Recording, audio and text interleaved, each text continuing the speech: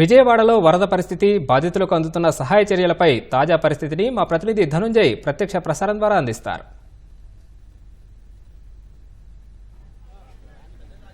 Thank you. ప్రస్తుతం సింగనగర్ ప్రాంతంలో విజయవాడ ముంపు ప్రాంతమైనటువంటి సింగనగర్ అలాగే పరిసర ప్రాంతం రాజరాజేశ్వరపేట అలాగే వ్యాంబే కాలనీ తదితర ప్రాంతాలన్నీ చోట కూడా ముమ్మరంగా యుద్ధ ప్రాతిపదికనే ఈ రెస్క్యూ ఆపరేషన్ జరుగుతుందని చెప్పాలి. ప్రస్తుతం మనం చూస్తే కనుక ఉదయం నుంచి ఇప్పటిదాకా కొంతమేర వాటర్ రిసీడ్ అయినటువంటి పరిస్థితి కనిపిస్తుంది. వరద ఉధృతి అయితే కొంతమేర బుడమేరులో తగ్గినటువంటి పరిస్థితి. అయితే గతంలో 6,500 క్యూసెక్కుల ప్రవాహమే గరిష్టంగా బుడమేరులో ఉండేది. కానీ ప్రస్తుతం 30 నుంచి 50,000 క్యూసెక్కులకు పైగా వరద నీరు రావడంతో నిన్నటి నుంచి కూడా ఈ ప్రాంతాలన్నీ కేవలం ఒక గంట వ్యవధిలోనే నిన్నంతా ఈ ప్రాంతానికి పెద్ద ఎత్తున వరద ముంచెత్తినటువంటి పరిస్థితి ప్రస్తుతం మనం చూడొచ్చు.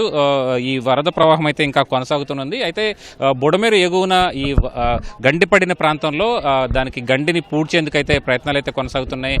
ప్రస్తుతం మంత్రి నిమ్మల రామానాయుడు పర్యవేక్షణలో ఈ గండి పూడ్చేత కార్యక్రమం అయితే కొనసాగుతుంది. ఇక అజిత్ సింగ్ నగర్కి ఎగువన ఉన్నటువంటి చిట్టినగర్ పాల్ ఫ్యాక్టరీ తదితర ప్రాంతాలన్నీ కూడా ఇదే తరహాలో నీట మునుగున్నాయి. ప్రస్తుతం వీరందరికీ కూడా ఆహారాన్ని, తాగునీటిని అలాగే పాలని అందించేందుకు ప్రయత్నాలు అయితే కొనసాగిస్తున్నారు. పెద్ద ఎత్తున దాదాపుగా 80కి పైగా బోట్లు ఈ ముంపు ప్రాంతాల్లో అన్ని సరఫరా చేసేందుకు ఆహార పదార్థాలని అలాగే రెస్క్యూ చేసేందుకు తీసుకొచ్చినప్పటికీ కూడా అవి కూడా ఏమాత్రం సరిపోని పరిస్థితి. ఎందుకంటే ప్రధానమైనటువంటి ప్రాంతాలకు మాత్రమే ఈ బోట్లు వెళ్ళగలుగుతున్నాయి, మారుమూల ప్రాంతాలకు వెళ్ళలేకపోతున్నాయని చెప్పి బాధితులందరూ కూడా ఆక్రందనలు వ్యక్తం చేసినటువంటి పరిస్థితి.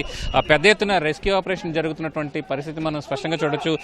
ఈ ప్రధానంగా సింగ్ నగర్ వంతెన పైనుంచి కేంద్రంగా ఈ రెస్క్యూ ఆపరేషన్ అయితే కొనసాగుతుందని చెప్పాలి. పెద్ద ఎత్తున ఆహార పదార్థాలను అందించేందుకు ముఖ్యమంత్రి స్వయంగా ఈ ఆహార పదార్థాలకు సంబంధించినటువంటి ఆహారాన్ని వారి బాధితులకు అందించడానికి సంబంధించి తాగునీరు అందించడానికి తక్షణం చర్యలు చేపట్టాల్సిందిగా సీఎం ఎప్పటికప్పుడు ఈ అంశాన్ని పర్యవేక్షిస్తూనే ఉన్నారు.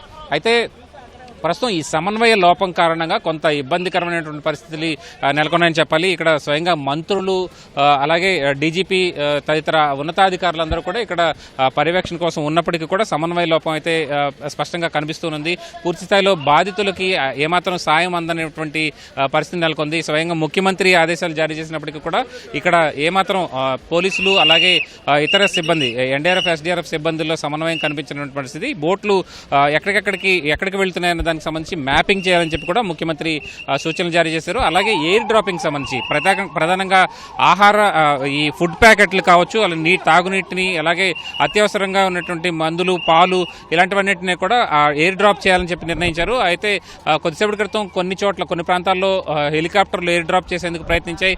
మళ్ళీ కొంత సాంకేతిక కారణాల వల్ల ఇంకా ప్రస్తుతం ఈ ఎయిర్ మాత్రమే ఈ ఆహార పదార్థాలు అలాగే రెస్క్యూ ఆపరేషన్ అయితే ముమ్మరంగానే కొనసాగుతుంది. కానీ స్థానికులే కొంతమంది వారికి వారే స్వయంగా లోపల నుంచి వాళ్ళే బయటకు వస్తున్నటువంటి పరిస్థితి. స్థానికులంతా కూడా తమ వారిని రక్షించుకునేందుకు వివిధ మార్గాలను అనుసరిస్తున్నారు. కొందరు టైర్లు, ట్యూబులు అలాగే ఇవన్నీ కూడా ట్యూబులు కొనుగోలు చేస్తున్నటువంటి పరిస్థితి మనం చూడొచ్చు. ఒక స్థానికులు ఒక ట్యూబ్ను కొనుగోలు చేసి తన వారిని రక్షించుకునేందుకు చేస్తున్నటువంటి ప్రయత్నం. అలాగే చిన్నారులు కూడా పాలు లేక చాలా మంది చిన్నారులు కూడా ఇబ్బంది పడుతున్నటువంటి పరిస్థితి. బాలింతలు కూడా తరలించేందుకు ఇబ్బందికరమైనటువంటి పరిస్థితులు నెలకొన్నాయని చెప్పాలి. పూర్తిగా ఈ రెస్క్యూ ఆపరేషన్ మారుమూల ప్రాంతాలకు కూడా పంపించాలని చెప్పి కూడా మారుమూల ప్రాంతాల్లో కూడా ఈ రెస్క్యూ ఆపరేషన్ కొనసాగించాలని చెప్పి కూడా బాధితుల నుంచి వేదనలు అయితే వినపడుతున్నాయి. అయితే ప్రస్తుతం భవనాల పైన అప్పర్ ఫ్లోర్ లో మాత్రమే తలదాచుకున్నటువంటి చాలా మంది ఇప్పటికీ దిగువ ప్రాంతాలకు రాలేకపోయినటువంటి పరిస్థితి. ప్రస్తుతం వారందరికీ కూడా ఆహార పదార్థాలు అందించాలన్నది రాష్ట్ర ప్రభుత్వ ఆలోచనగా ఉంది. ప్రస్తుతం చూస్తే కనుక యుద్ధ ప్రాతిపదికన ఈ చర్యలు అయితే చేపడుతున్నారు. కానీ స్థానికుల నుంచి ఆవేదన అయితే వ్యక్తం అవుతుంది.